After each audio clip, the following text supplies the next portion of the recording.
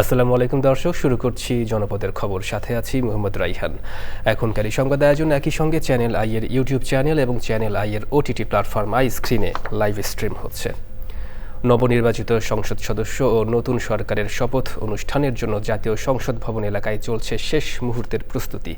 এরই মধ্যে পুরো এলাকা নিয়ন্ত্রণে নিয়েছে এসএসএফ। অনুষ্ঠানে যোগ দিচ্ছেন দেশি বিদেশি 1200 অতিথি। ওবায়দুল রশিদের রিপোর্ট। বাংলাদেশের দীর্ঘদিনের রীতি প্রধানমন্ত্রী এবং মন্ত্রিসভার সদস্যদের শপথ অনুষ্ঠান হয় বঙ্গভবনে। তবে সেই রীতি ভেঙে এবার আয়োজন হবে জাতীয় সংসদ ভবনের দক্ষিণ প্লাজায়। আর সংসদ ভবনের এলডি হলে হবে নবনির্বাচিত সংসদ সদস্যদের শপথ। শপথ অনুষ্ঠানকে কেন্দ্র করে জাতীয় সংসদ ভবন এলাকায় চলছে ব্যাপক কর্মযজ্ঞ।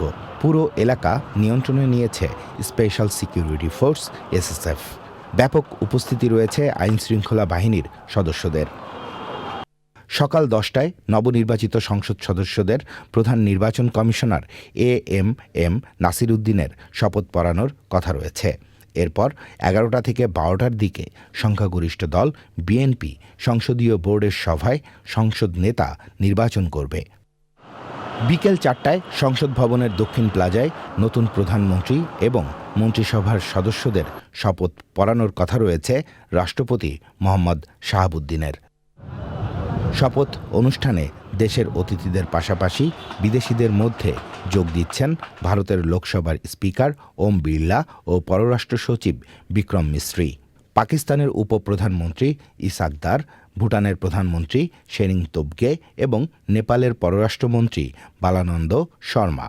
যুক্তরাজ্যের ভারত প্রশান্ত মহাসাগর বিষয়ক আন্ডার সেক্রেটারি সীমা মালহোত্রারও অনুষ্ঠানে যোগ দেওয়ার কথা রয়েছে। এছাড়াও কাতার ও সার্কভুক্ত আরও কয়েকটি দেশের পররাষ্ট্রমন্ত্রী শপথ অনুষ্ঠানে যোগ দেবেন বলে জানা গেছে। Obaidul Rashid, channel I, Dhaka. ওমরা হজ পালন শেষে বাসায় ফেরার পথে মাইক্রোবাস নিয়ন্ত্রণ হারিয়ে লক্ষ্মীপুরের রামগঞ্জের ভাটরার পাঁচমুখী এলাকার একই পরিবারের 5 জনের মৃত্যু হয়েছে। দুর্ঘটনায় ঘটনাস্থলেই প্রাণ হারান লক্ষ্মীপুরের রামগঞ্জ উপজেলার নলচেরা ব্যাপারী বাড়ির বাসিন্দা মিজান, তার স্ত্রী ও তাদের 3 কন্যা সন্তান। একই গাড়িতে থাকা আরও একজন স্বজনও নিহত হয়েছেন। মর্মান্তিক এই মৃত্যুর ঘটনায় পরিবারের পাশাপাশি এলাকায় নেমে এসেছে শোকের ছায়া। পারিবারিক সূত্র ও স্থানীয়দের বরাতে জানা গেছে, সৌদি আরবের জেদ্দা থেকে আভাগামী মহাসড়কে দুর্ঘটনাটি ঘটে। দুর্ঘটনায় গুরুতর আহত মিজানের মেঝো মেয়ে ফাইজা হাসপাতালে চিকিৎসাধীন। চট্টগ্রামে নির্বাচনে বিএনপি প্রার্থীর পক্ষে কাজ করায় দলীয় নেতাকর্মী ও সমর্থকদের উপর হামলা এবং তাদের বসতবাড়ি ও ব্যবসায়িক প্রতিষ্ঠান ভাঙচুর ও লুটপাটের অভিযোগ করেছেন বিএনপির পরাজিত প্রার্থী। চট্টগ্রাম 15 সাতকানিয়া লোহাগাড়া আসনে বিএনপি প্রার্থীর নাজমুল মোস্তফা আমিন সংবাদ সম্মেলনে অভিযোগ করেন, এই হামলা ও ভাঙচুরে জামায়াতে ইসলামী ও ছাত্র শিবিরের নেতাকর্মীরা জড়িত। সংবাদ সম্মেলনে আরও ছিলেন চট্টগ্রাম দক্ষিণ বিএনপির যুগ্ম আহ্বায়ক ও বিএনপির স্থানীয় নেতারা।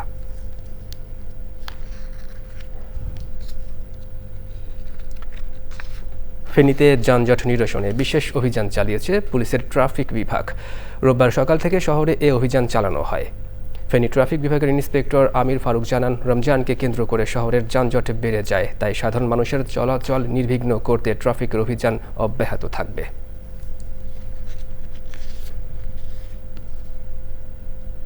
দর্শক, এবারে সারা দেশের খবর নিয়ে প্রতিনিধিদের পাঠানো তথ্য ভিডিও চিত্রে আলমুকসিদের রিপোর্ট। ত্রয়োদশ জাতীয় সংসদ নির্বাচন পরবর্তী চাঁদপুর 4 আসনে বিভিন্ন বিষয় নিয়ে সংবাদ সম্মেলন করেছে নবনির্বাচিত সংসদ সদস্য এম এ হান্নান। সে সময় তিনি জানান, বিএনপি তাকে আনুষ্ঠানিকভাবে গ্রহণ করা না পর্যন্ত সংসদ সদস্য হিসেবে শপথ গ্রহণ করবেন না তিনি। চাঁদপুর 5 আসনে বিএনপির নবনির্বাচিত সংসদ সদস্য ইঞ্জিনিয়ার মমিনুল হক বেগম খালেদা জিয়ার বিদেহী আত্মার মাগফিরাত কামনায় ও দেশবাসীর মঙ্গল কামনায় দোয়া আয়োজন করেছেন। দোয়া আয়োজনে বিএনপির অঙ্গ সংগঠনের নেতাকর্মী সহ স্থানীয়রা উপস্থিত ছিলেন। নির্বাচনে কারচুপি ও নির্বাচন পরবর্তী নেতাকর্মীদের উপর হামলার অভিযোগ এনে সংবাদ সম্মেলন করেছে চাঁদপুর 4 আসনের ধানের শীষ প্রার্থী লায়ন হারুনুর রশিদ। রংপুরের 3টি সংসদীয় আসনে ভোট পুনর্গণনার দাবিতে বিক্ষোভ মিছিল ও ডিসি অফিসের ঘেরাও কর্মসূচি পালন করেছে বিএনপির নেতাকর্মীরা। চট্টগ্রামের রাউজানে ৩০,০০০ পরিবারকে রমজান মাসের জন্য খাদ্য সামগ্রী বিতরণ করেছে বিশিষ্ট ব্যবসায়ী জসিম উদ্দিন।